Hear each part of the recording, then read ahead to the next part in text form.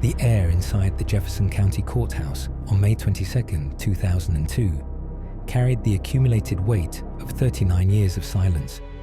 A jury of 12 citizens sat motionless, holding the final accounting for the atrocity of September 15, 1963.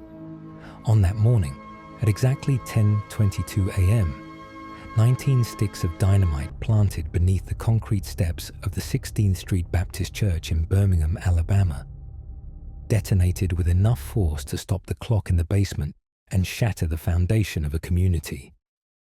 4 young girls, Addie Mae Collins, Cynthia Wesley, Carol Robertson, and Denise McNair, were instantly erased from the physical world, leaving a crater in the sanctuary and a permanent void in the families left behind. For decades, the name Bobby Frank Cherry drifted through the city like a toxic vapor, an open secret insulated by a legal system that refused to look. As the foreman prepared to deliver the verdict that would finally pierce that insulation, the courtroom did not erupt in triumph. Instead, the room suspended its breath, caught between the forensic certainty of the prosecution and the agonizing reality that a prison sentence for an elderly man could never reverse the blast.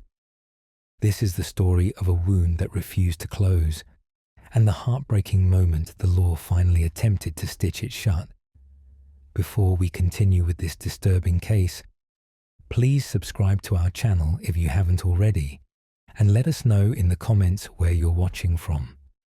Your support is what allows us to continue bringing these important stories to light. The year was 1989, a time poised on the precipice of a cultural shift in the American Midwest, yet still firmly rooted in an era of perceived pastoral safety. St. Joseph, Minnesota, was a community defined by its quietude, a small township located in Stearns County, where the rolling topography consisted largely of cornfields, dairy farms, and patches of dense woodland. It was a place where the concept of the locked daughter was largely foreign, a social contract of trust woven into the fabric of the population of roughly 3,000 residents. To understand the magnitude of the fracture that was about to occur, one must first understand the absolute normalcy of Sunday, October 22nd. It was a day undistinguished by warning signs, characterized only by the crisp, biting air of a Minnesota autumn and the mundane rhythms of domestic life in the Wetterling household. Jerry and Patty Wetterling had built a life that epitomized the aspirations of the middle class in the late 80s. Their home was situated at the end of a long gravel driveway off 91st Avenue SE, a cul-de-sac that offered privacy and a sprawling backyard for their 4 children. Jacob, the second of the 4, was 11 years old. By all accounts, Jacob was a sensitive, intelligent child, known for a distinctive empathy that seemed mature beyond his years. He was an avid goalie in hockey, a position that requires a specific kind of resilience and alertness. On this particular evening, the domestic atmosphere was relaxed. Jerry was home, Patty was attending a dinner party nearby, and the children were settling in. At approximately 8:30 p.m., a simple desire formed among the children, the kind of trivial objective that dictates the flow of suburban childhood. They wanted to rent a movie. The destination was the Tom Thumb convenience store, located roughly a half-mile away in downtown St. Joseph. In the contemporary lens, sending an 11-year-old out into the night seems fraught with risk. But in 1989, St. Joseph, it was a permissible excursion. It was a 10-minute bike ride. The route was familiar. The community was insulated. However, the permission granted by Jerry Wetterling was not without stipulations, reflecting the standard parental caution of the time. The rules were explicit. Jacob, his 10-year-old brother Trevor, and their 11-year-old friend Aaron Larson were to stick together. They were to wear reflective clothing because the roads were unlit, and darkness had fallen heavily by 9 p.m. They were to ride their bicycles and return immediately after selecting the video. Jacob donned a red hockey vest with his name emblazoned on the back, a garment that would later become a haunting icon in missing person flyers across the nation. Trevor wore a bright orange vest. They carried a flashlight. The boys set out into the dark, the gravel crunching beneath their tires, the beam of their single flashlight cutting through the ink-black night of rural Minnesota. The ride to the Tom Thumb was uneventful. The boys arrived at the convenience store, the fluorescent hum of the interior providing a stark contrast to the enveloping darkness outside. They browsed the aisles, eventually selecting the comedy, The Naked Gun. They also purchased snacks, soda and candy, quintessential elements of a Sunday sleepover. The transaction was logged. The clerk saw them, and they exited the store. The time was approximately 9:10 p.m. They remounted their bikes and began the journey home, pedaling back toward the safety of the cul-de-sac. The geography of the return trip is critical to the forensic reconstruction of the night. 91st Avenue SE is a dark stretch of road. To reach the Wetterling driveway, the boys had to cycle past a large, open field and a dense cluster of trees near a driveway leading to the Danrus Dairy Farm. This specific topography provided cover, a blind spot in the landscape where the illumination from the distant town faded into total obscurity. As the three boys pedaled southbound, battling the slight incline and the chill of the October air, they spotted a car parked in the approach to the Danrus driveway. In the retrospective analysis of the timeline, this vehicle represents the threshold between the known world and the catastrophe. It was dark, engines off, lights extinguished. As the boys approached, a figure emerged from the shadows of the ditch. The figure was a male, standing approximately 6 feet tall, dressed entirely in dark clothing with a stocking mask obscuring his face. The interaction that followed was swift, clinical, and terrifyingly controlled. The man did not lunge wildly. He commanded with the authority of a weapon. He held a handgun. He ordered the boys to stop. The disruption of their normal life was instantaneous. The laughter and anticipation of watching a movie were replaced by a primal, confusion-induced paralysis.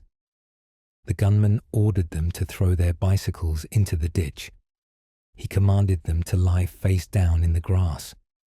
The precision of his orders suggested premeditation.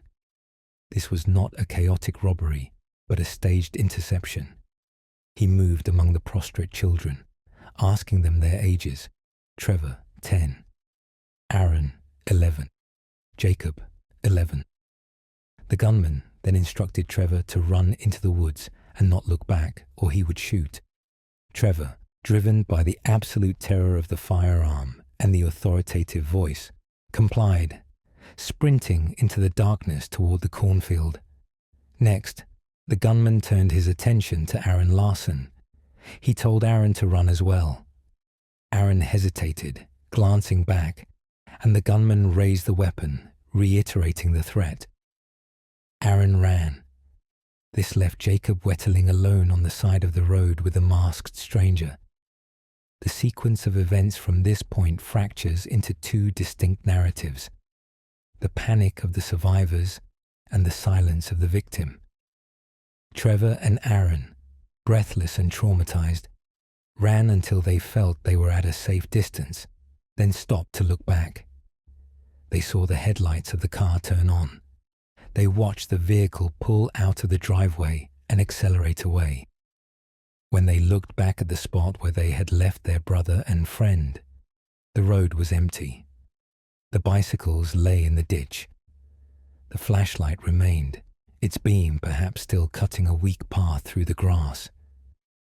Jacob was gone. The boys rushed back to the Wetterling residence. The time was approximately 9:30 p.m. They burst into the house, their story spilling out in a frantic, disjointed horror. Jerry Wetterling, initially struggling to comprehend the reality of what he was hearing. Masked men and guns were the stuff of television, not St. Joseph driveways. Quickly grasped the gravity of the situation. He immediately called 911. The call, logged by the Stearns County Sheriff's Office, marked the official commencement of what would become one of the most exhaustive and heartbreaking investigations in American history. Within minutes, law enforcement descended on the scene.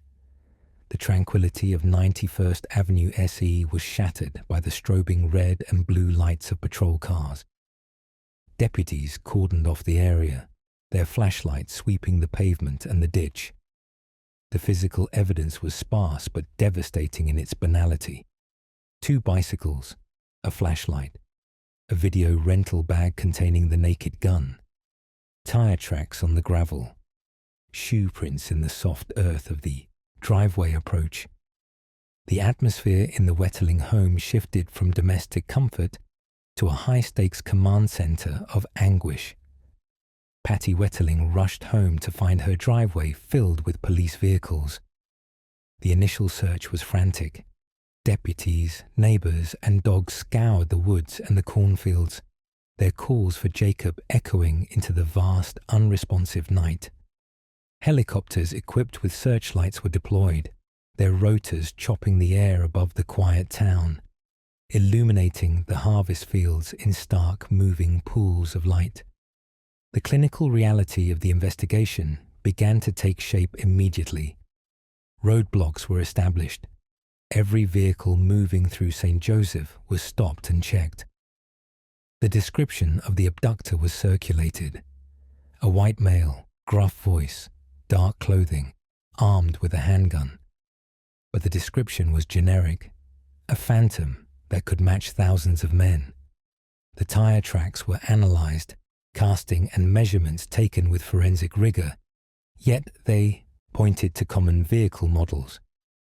The shoe prints were sized, but lacked distinctive wear patterns that could immediately identify a specific suspect. As the hours bled into the next morning, the echoes of a normal life became painful artifacts. The red hockey vest Jacob wore was no longer just clothing. It was a beacon, a description repeated on every news station in Minnesota. The route they took was no longer a path to the store. It was a crime scene diagrammed and dissected by investigators.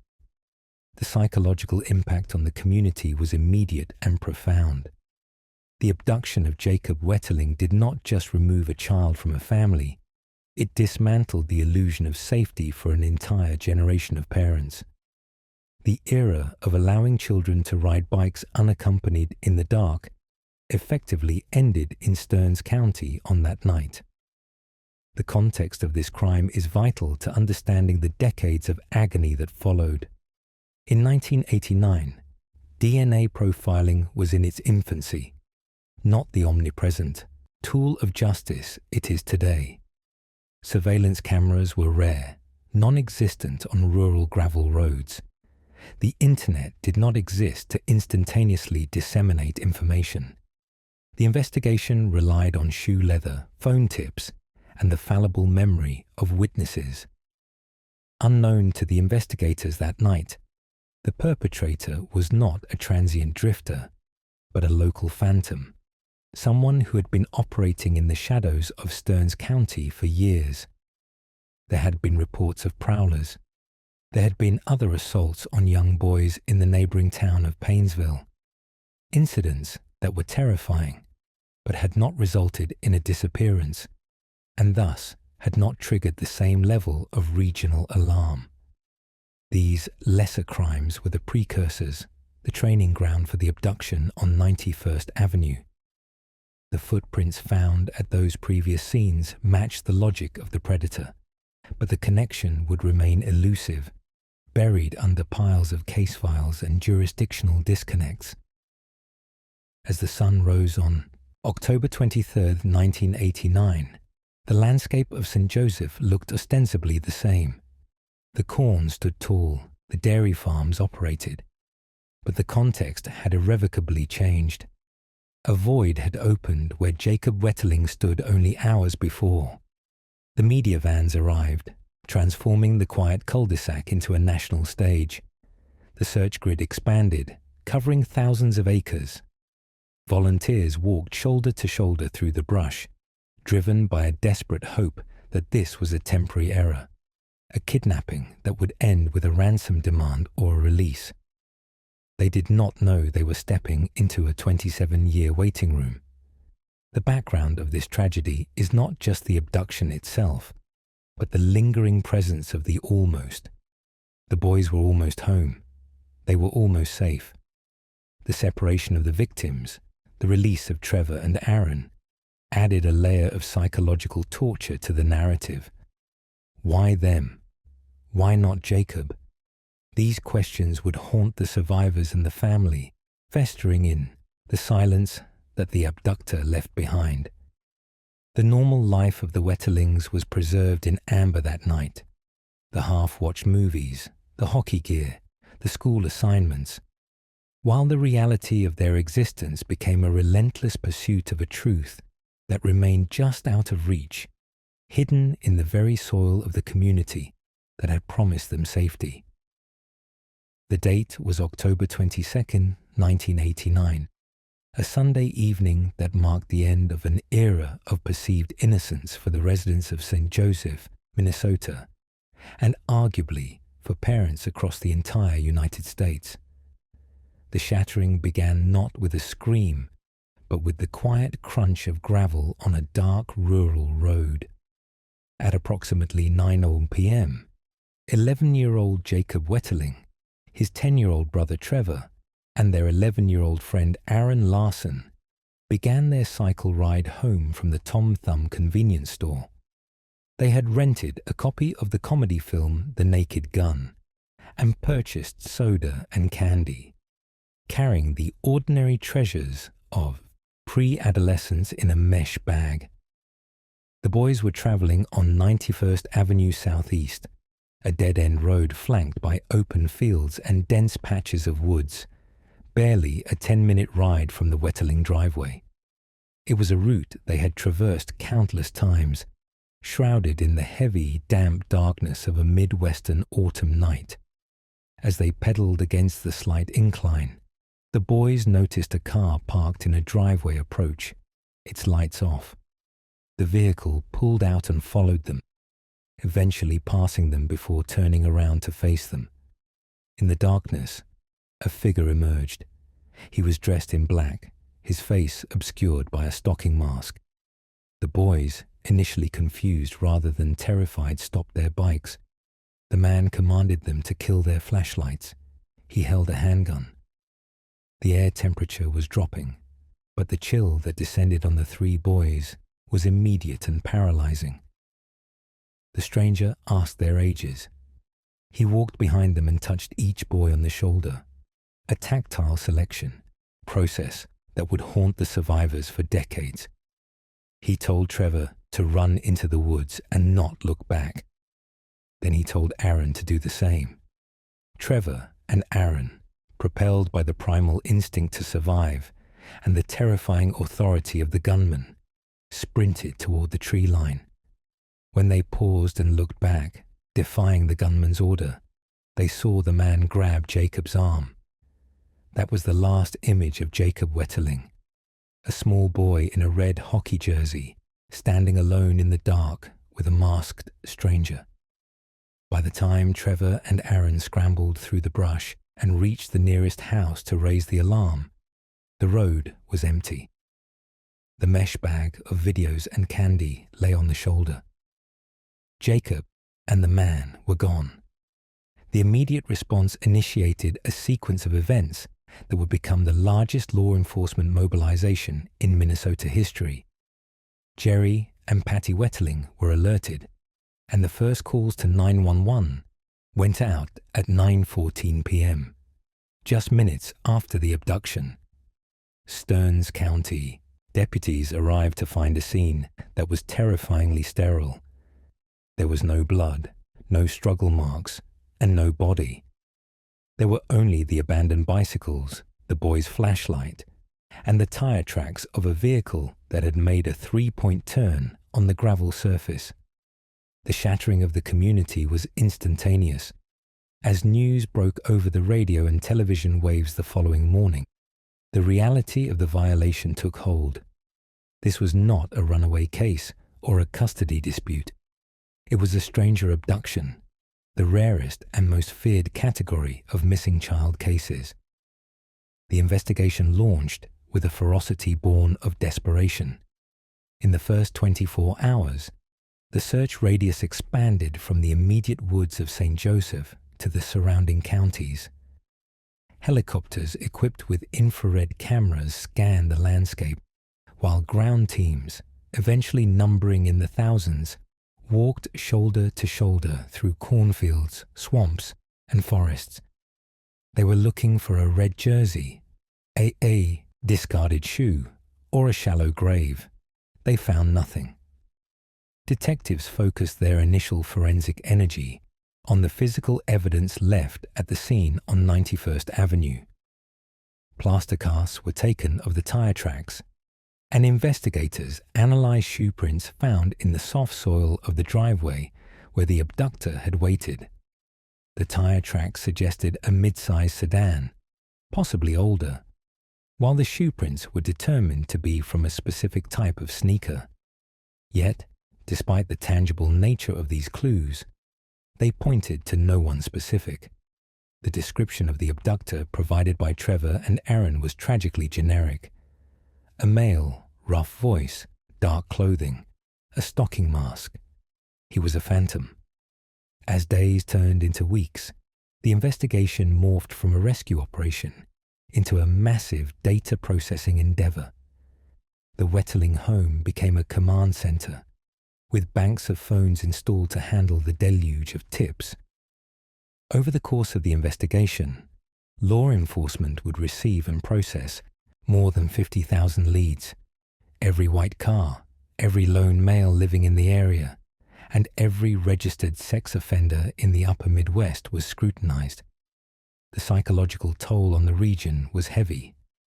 The Jacob's Hope movement began, with residents leaving their porch lights on all night as a symbol of vigilance, a ritual that would persist in some households for 27 years.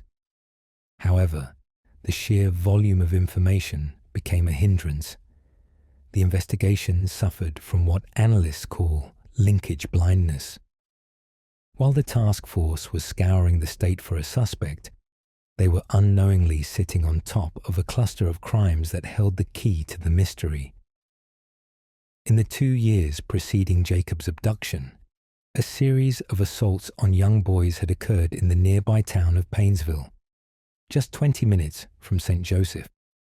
The perpetrator, dubbed the Painesville Flasher, or later the Groin Groper, would stalk boys, threaten them, and molest them, often using a gun and wearing a mask.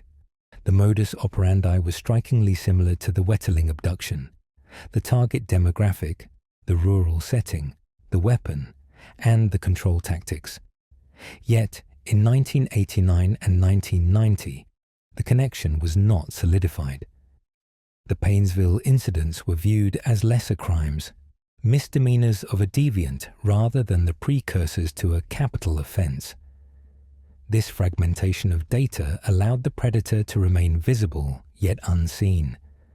The clinical failure to aggressively cross-reference the Painesville assaults with the St. Joseph abduction created a blind spot in which the perpetrator could hide in plain sight. One name that surfaced early in the investigation was Dan Rassier. Rassier lived on a farm directly at the end of the driveway where the abduction took place. He was a music teacher, a bachelor who lived with his parents. The proximity of his residence to the crime scene made him a person of interest by default. Investigators theorized that the abductor could have taken Jacob on foot into the Rassier property, For years, Rassier was subjected to intense scrutiny. His property was searched multiple times, and he was interrogated repeatedly. The cloud of suspicion that hung over him was thick and suffocating, ruining his reputation and isolating him within his own community. Yet, there was no physical evidence linking him to the crime. He was a man trapped by geography, a convenient suspect in a case that desperately needed one. While the focus remained on the immediate vicinity and the wrong man, the actual perpetrator was maneuvering through the investigation's periphery. In January 1990, just months after the abduction, investigators interviewed a man named Danny Heinrich. Heinrich was 26 years old and lived in Painesville. He fit the general physical description, and crucially, he was a known suspect in the Painesville assaults. When police interviewed him, they noticed he had tires on his vehicle that were consistent with the casts taken from the crime scene. They also found a pair of sneakers that were consistent with the footprints. The interrogation of Danny Heinrich in 1990 stands as the most agonizing missed opportunity of the entire saga. He was questioned by the FBI and local authorities. He denied involvement. He appeared nervous, but held his ground. At that time, DNA technology was in its infancy, and without a confession or a direct witness identification, the circumstantial evidence of tires and shoes was deemed insufficient for an arrest in a kidnapping case. The bar for probable cause was high, and the investigators, overwhelmed by thousands of other tips, moved on. Heinrich remained a free man. He was not arrested for the Painesville assaults, nor was he charged in connection with Jacob. He simply slipped back into the population, a ghost in the machine of the massive investigation. As the 1990s progressed, the case grew cold. The poster of Jacob Wetterling, with his bright eyes and half smile, became a fixture in post offices and grocery stores across America, aging alongside the population that mourned him. The investigation saw changes in leadership, shifts in jurisdiction, and the introduction of new technologies, but the core mystery remained impenetrable. The shattering had settled into a dull, chronic ache. The Wetterling family, led by Patty, channeled their grief into advocacy, helping to pass the Jacob Wetterling Crimes Against Children and Sexually Violent Offender Registration Act in 1994. They transformed their victimhood into a legislative legacy, but the answer to what happened on that gravel road remained elusive. The file on Jacob Wetterling contained volumes of sorrow and thousands of dead ends. Psychics offered visions, prisoners offered false confessions in exchange for leniency, and well-meaning citizens reported sightings of boys who looked like Jacob in malls and parks thousands of miles away. Each lead required a clinical expenditure of resources. Agents had to verify, interview, and ultimately debunk each one. This process of elimination was exhaustive and exhausting. The investigative team had to maintain a dual mindset: the hope that Jacob was alive and being held captive, and the forensic reality that he was likely murdered within hours of the abduction. By the mid-2000s, the case was effectively dormant, though never closed. It sat in the filing cabinets of the Stearns County Sheriff's Office, a monument to unsolved injustice. However, the advancement of forensic science began to offer a glimmer of potential. Evidence that had been silent in 1989 could now speak. In 2010, renewed interest in the case led to a comprehensive review of all physical evidence. The focus returned to the Rassier farm, leading to a highly publicized excavation of the property in search of remains. Excavators tore up the earth, sifting through soil with desperate precision. They found nothing. The aggressive pursuit of Dan Rassier during this phase was a controversial chapter in the investigation, highlighting the immense pressure on law enforcement to produce a result, even if it meant squeezing the same dry stone. It was not until 2013 and 2014 that the investigation pivoted back to the true source of the horror: Painesville. A new team of investigators, unburdened by the tunnel vision of the past, began to re-examine the groin-groper assaults. They treated these cold cases not as historical footnotes, but as active sex crimes that required resolution. They utilized modern DNA analysis on clothing from one of the Painesville victims, a boy who had been assaulted months before Jacob was taken. The DNA profile obtained from that evidence was run against the database. The result was a match. The DNA belonged to Danny Heinrich. This forensic breakthrough was the seismic shift the case required. It did not immediately solve the Wetterling abduction, but it placed Danny Heinrich squarely in the crosshairs of law enforcement for a violent felony. The statute of limitations had passed for the state crimes, but federal authorities stepped in. In 2015, the FBI and state investigators executed a search warrant on Heinrich's home in Annandale, Minnesota. The search was conducted with the clinical precision of a surgical strike. They were looking for trophies, for pornography, for anything that would link him to the crimes of the late 80s. Inside Heinrich's home, they found a collection of child pornography and clothing that matched descriptions from the Painesville attacks. They found a binder with names of local boys, but they did not find Jacob. They did not find the red jersey. The investigation had finally circled back to the man they had interviewed 25 years earlier. But the bridge between the Painesville assaults and the murder of Jacob Wetterling was still missing its keystone: a confession or a body. Heinrich was arrested on federal pornography charges, a strategic move designed to leverage him. He was a man in his 50s now, facing a significant prison sentence. The prosecutors knew that this was their only card to play. They could lock him away for the pornography, but that would not bring Jacob home. The strategy shifted from pure prosecution to negotiation. The heartbreak of the situation was absolute. To find out what happened to Jacob, the system might have to offer mercy to the monster who took him. The interrogation room in 2015 was different from the one in 1990. The agents were armed with the DNA evidence from the Painesville assault. They knew Heinrich was a predator. They pressed him on the similarities: the mask, the gun, the voice, the selection of victims.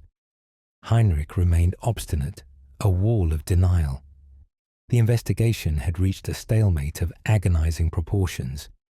The authorities had the man, they had the pattern, but they lacked the specific evidence to charge him with the murder of Jacob Wetterling. This phase of the investigation revealed the devastating fragility of justice. It was not a lightning bolt from the sky. It was a slow, grinding process of leverage and legal maneuvering. The shattering that occurred in 1989 had left fragments so small and scattered that reassembling them required not just detective work, but a grim ethical calculation. The Wetterling family was brought into the fold of this impossible choice. They were told that the only way to recover Jacob, the only way to end the 27-year nightmare, was to make a deal with the devil.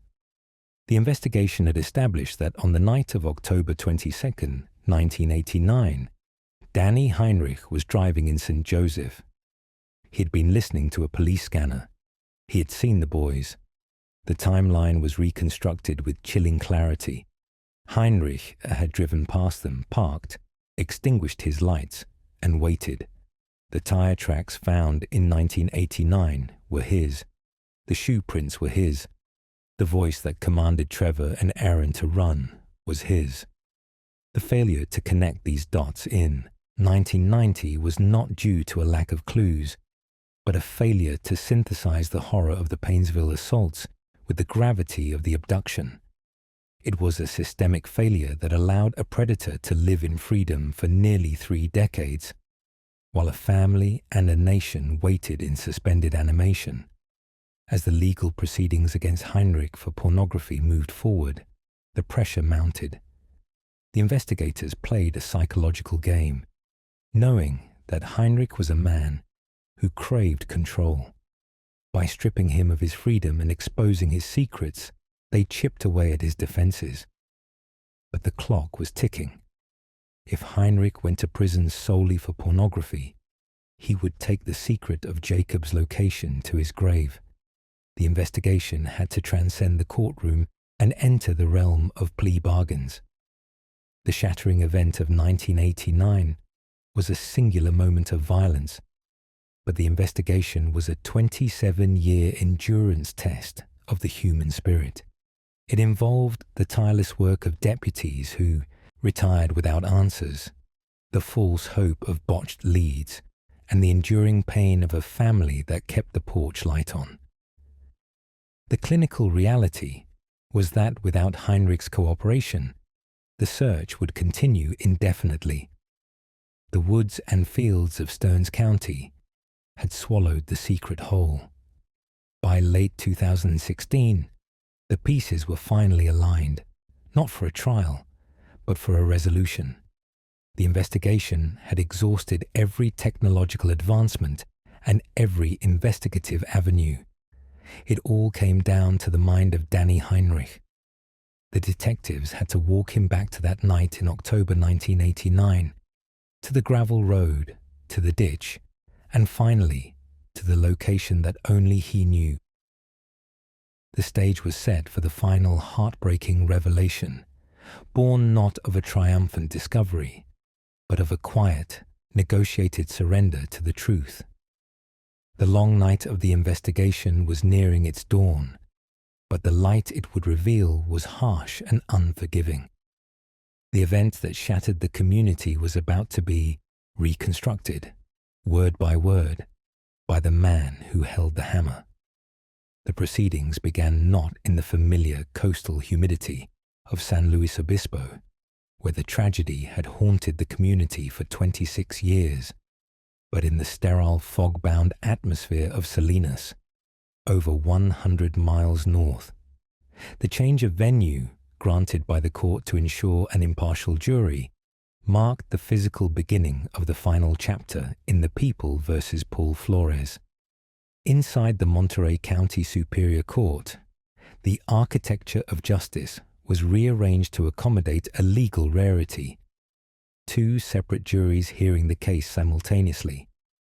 One panel of 12 was seated to judge Paul Flores, the man accused of murdering Kristen Smart in 1996.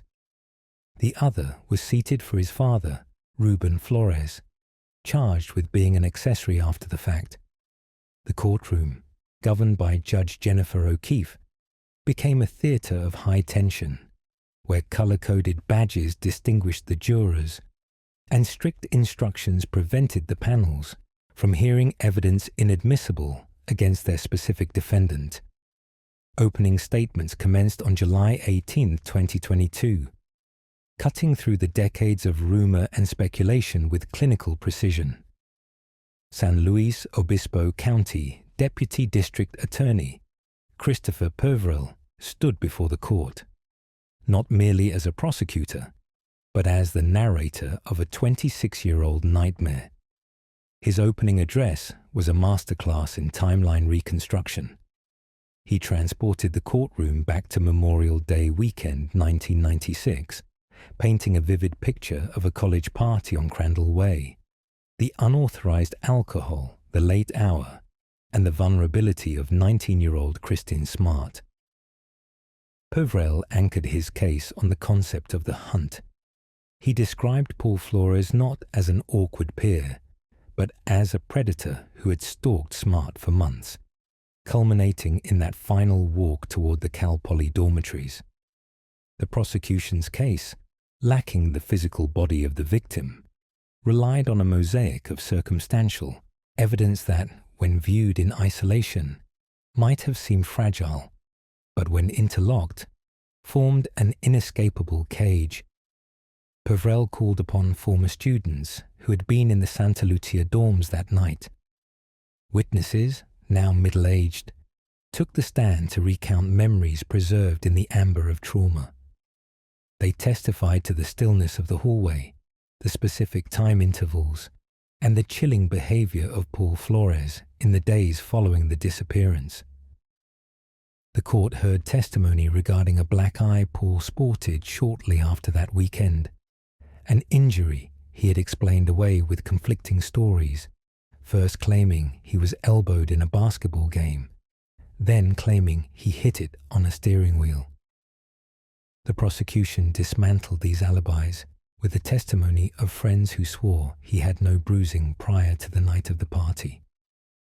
Defense attorney Robert Sanger, representing Paul Flores, mounted a defense predicated on the absence of forensic certainty. His style was aggressive, challenging the memories of witnesses and suggesting that the media frenzy, driven largely by the Your Own Backyard podcast, had contaminated the evidence and the public consciousness. Sanger argued that without a body, there was no proof of death, let alone murder. He floated alternative theories, suggesting Kristin might have disappeared of her own volition, or that other individuals present at the party were the true culprits. The defense leaned heavily on the lack of DNA evidence connecting Paul to Kristin, attempting to cast reasonable doubt by highlighting the forensic limitations of a cold case. However, the trial's turning point, the moment the abstract legal arguments grounded themselves in physical reality, centered on the soil beneath Ruben Flores' deck at 710 White Court in Arroyo Grande. The prosecution introduced evidence from the archaeological excavations conducted in 2021. The courtroom displays showed diagrams of the soil composition, highlighting a disturbance in the earth roughly the size of a human coffin. Forensic anthropologist Dr. Dawnie Stedman and archaeologist Cindy Arrington testified with detached scientific authority that silenced the room. They described a subsurface anomaly, a large, stained area within the soil matrix that was chemically distinct from the surrounding earth. This stain, they testified, was consistent with the decomposition of a human body. Although DNA had not been successfully extracted due to the degradation over 2 decades and the likely use of bleaching agents, the soil samples tested positive for human blood proteins. Peverell argued that this was the smoking gun, the grave stain left behind when Ruben and Paul allegedly moved Kristin's body years after the murder to evade the tightening net of the investigation. The jury was asked to visualize the fluid dynamics of decomposition, a gruesome but necessary calculation to understand why the body was gone, yet the evidence remained. The cross-examination was grueling. Sanger attacked the validity of the soil tests, questioning the sensitivity of the chemical reagents and suggesting the staining could be the result of rotting trash or animal remains. He questioned the reliability of the cadaver dogs that had alerted to Paul's dorm room in 1996 and the deck in 2021, labeling the canine evidence as junk science. The prosecution countered with the handler's logs, showing the dogs' impeccable service records and their specific training to ignore animal remains. The duel over the soil and the dogs became the technical heart of the trial, a battle between the interpretation of chemical shadows and the defense's insistence on tangible proof. Closing arguments in October 2022 brought the exhaustion of the months-long trial to a head. Peverell did not shout. He methodically stacked the bricks of his wall. He reminded the jury of the lies Paul had told investigators in 1996. He pointed to the purple tie testimony, a witness claiming Paul admitted to burying Kristin under his skate ramp and the physical evidence of the soil stain. He implored the jury to end the silence that had suffocated the Smart family for nearly 10,000 days. Sanger, in his final address, warned the jury against convicting a man based on emotion and a podcast, demanding they adhere strictly to the burden of proof which, he argued, the state had failed to meet.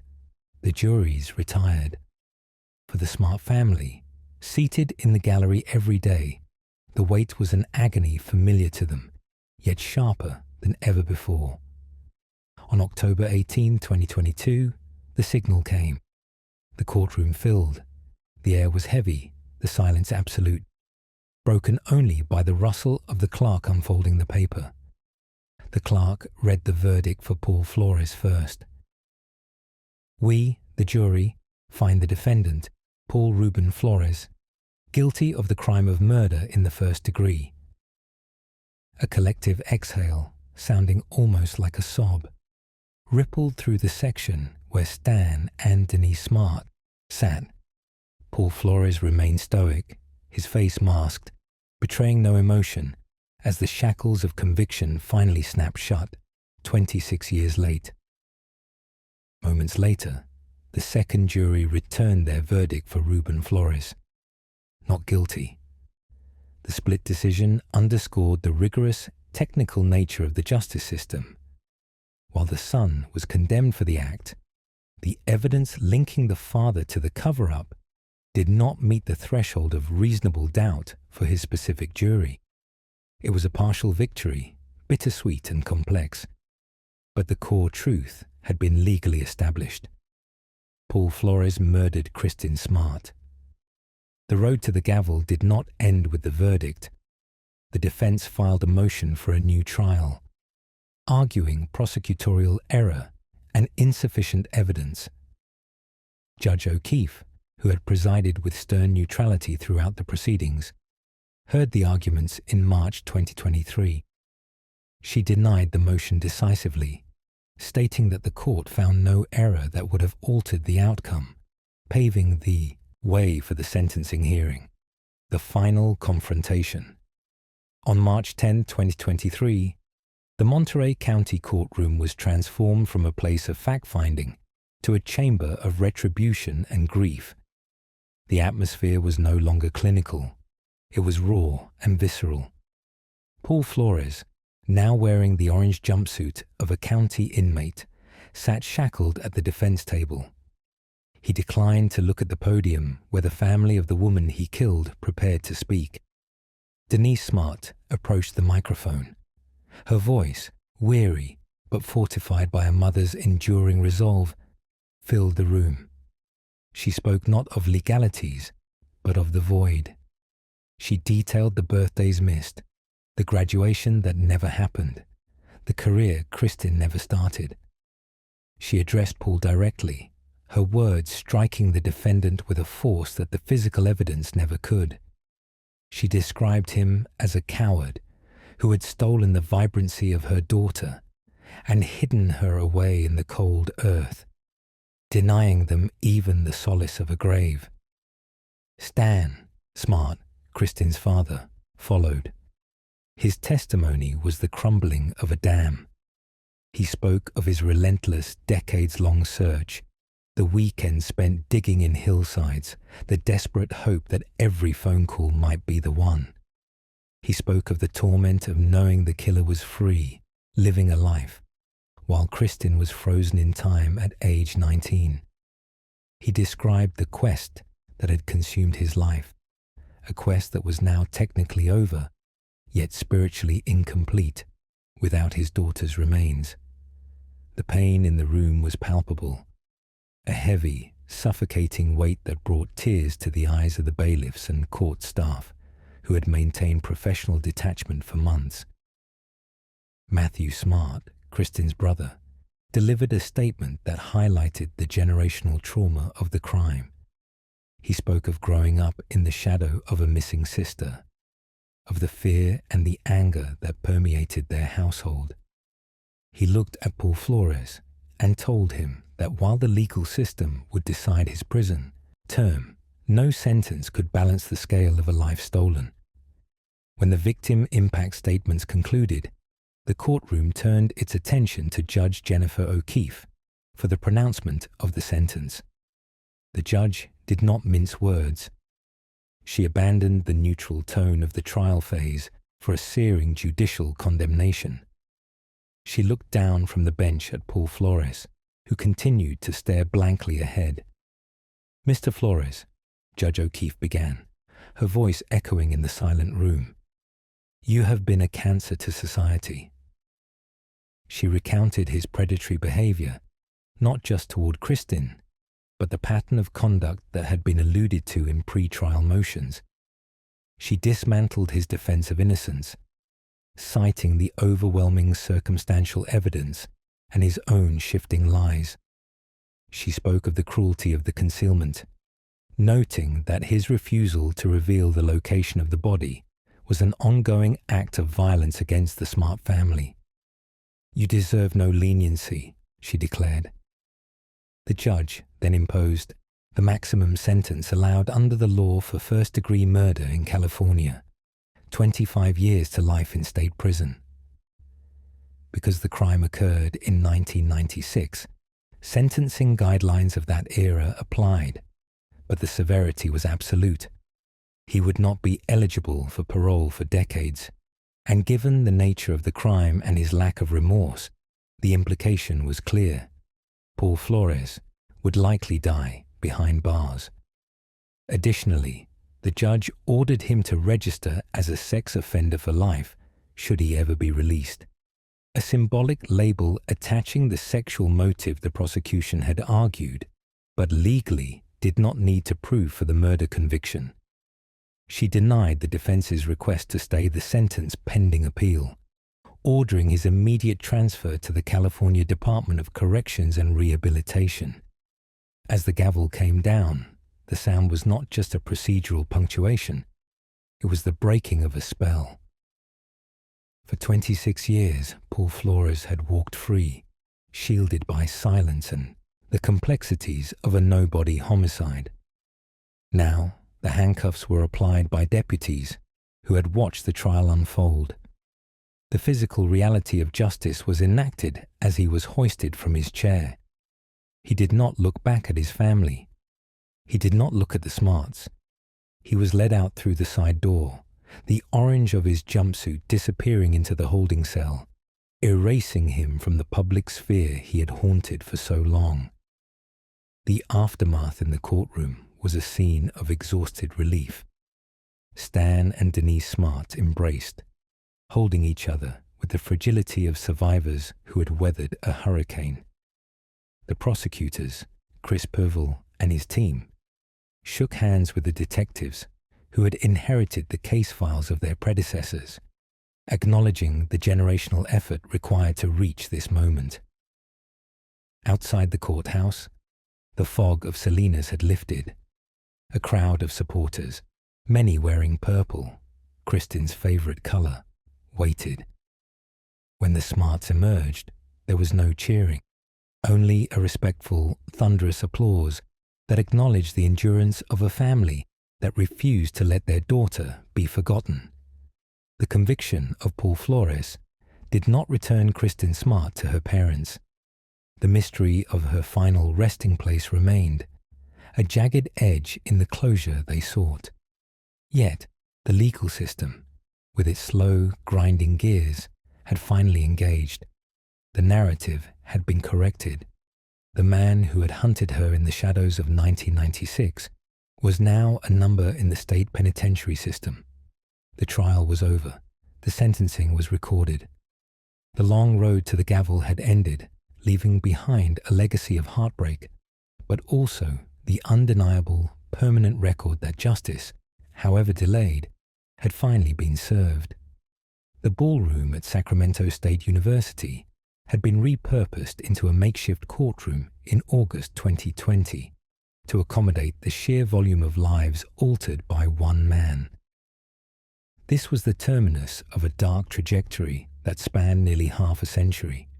In the center of the room sat Joseph James DeAngelo, the man known variously as the Visalia Ransacker, the East Area Rapist, and finally, the Golden State Killer. He appeared not as the athletic fence-jumping phantom who had terrorized California in the 1970s and 80s, but as a withered figure in a wheelchair, mouth agape, feigning a catatonic state that few in the room believed was genuine. This visual disparity marked the final chapter of the shadow he had cast. Yet it was the light emerging from this proceeding that would define the true legacy of the case. The legacy of the Golden State Killer investigation is bifurcated, existing simultaneously in the realms of forensic science and human resilience. From a clinical perspective, the arrest of DeAngelo marked the crossing of a Rubicon in criminal justice. For decades, law enforcement relied on the Combined DNA Index System, or CODIS, which compares short tandem repeats against a database of known offenders. It was a closed loop. If the perpetrator had not been arrested previously, the system offered no name. The breakthrough that pierced the shadow of the DeAngelo case was the pivot to investigative genetic genealogy. By utilizing single nucleotide polymorphisms, or SNPs, investigators like Paul Holes and Barbara Ray Venter were able to build a genetic family tree based on distant cousins found in open-source databases like GEDmatch. This methodology is the enduring operational legacy of the case. It transformed biological evidence from a mere identification tag into a navigational chart. In the wake of DeAngelo's arrest, the technique was immediately applied to resolve other deep-freeze cold cases, identifying William Earl Talbot II for the 1987 murders of Jay Cook and Tanya Van Cuylenborg, and unmasking the NorCal rapist as Roy Charles Waller. The capture of the Golden State Killer did not just close one file. It handed law enforcement a skeleton key for hundreds of others, effectively announcing to perpetrators who had lived in quiet anonymity for decades that the passage of time no longer offered protection. The shadow where they hid had been illuminated by the clinical precision of genetic triangulation. However, the legacy of the shadow and the light is most vividly realized in the human element. The sentencing hearing was not merely a procedural formality, but a reclaiming of narrative control. Over 3 days, victim impact statements were delivered with a rawness that cut through the sterile atmosphere of the legal proceedings. Survivors who had been bound, gagged, and terrorized in their own sanctuaries stood feet away from their tormentor. Chris Pedretti, who was attacked as a teenager, addressed DeAngelo directly, rejecting the fear that had defined her youth. The legacy here was the shattering of the isolation that DeAngelo had enforced. For 40 years, many victims suffered in silence, unconnected to one another, unaware of the sheer scale of the monster's geography. The trial unified them, transforming a disparate group of survivors into a singular force of accountability. Judge Michael Bowman's final pronouncement of 11 consecutive life terms without the possibility of parole was the judicial seal on the case, but the cultural impact had already solidified. The late Michelle McNamara, whose book I Will Be Gone in the Dark kept the case in the public consciousness, had posited that the light of investigation would eventually burn away the darkness of the killer's anonymity. Her prediction manifested in the courtroom. The legacy is not just that a 74-year-old former police officer will die in prison. It is that the mechanism of his capture fundamentally altered the balance of power between predator and prey. The shadow DeAngelo cast was long, stretching from Sacramento to Orange County, fueled by a sadism that seemed inexplicable. But the light that followed, the relentless drive of investigators, the burgeoning science of genetic genealogy, and the unyielding courage of the survivors, proved stronger. As the bailiffs wheeled D'Angelo out of the university ballroom, removing the physical manifestation of the Golden State Killer from society, the room was left with the true inheritance of the saga, a new era of forensic accountability where biology serves as the ultimate witness, ensuring that even the oldest shadows can eventually be pierced by the light of truth. The pronouncement of the whole life order by Lord Justice Fulford at the Old Bailey marked the definitive legal conclusion to a timeline that shattered the collective sense of safety across the nation. As Wayne Couzens stood with head bowed in the glass-enclosed dock, the imposition of the most severe penalty available under British law offered a clinical validation of his guilt, yet the heavy atmosphere in Court 10 transcended the procedural mechanics of sentencing. For the Everard family, the journey to this moment was paved with the agonizing friction of intrusive public scrutiny and the suffocating weight of private devastation. The verdict serves as a necessary punctuation mark, a state-sanctioned guarantee that the former police officer will die within the confines of the prison system, but it simultaneously exposes the inherent limitations of judicial closure.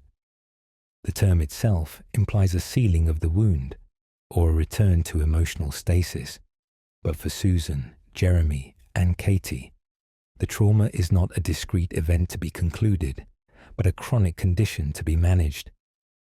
The biological reality of their loss is immutable, and the empty chair at their table remains. The documentary record must therefore shift its final focus from the calculated depravity of the crime to the sanctity of the victim. Sarah Everard was not merely a case file, a statistic, or a catalyst for legislative debate on women's safety. She was a beloved daughter and sister, a bright 33-year-old marketing executive with a vibrant future that was stolen on a routine walk home from Clapham Common. Her legacy is not found in the forensic evidence presented by the prosecution, but in the enduring, painful love of those who stood stoically in court to witness the machinery of justice. The scales have been balanced to the full extent of the law, ensuring accountability is absolute, yet the victory is undeniably hollow. Justice has been served with exacting precision, but it remains powerless to fill the silence left behind.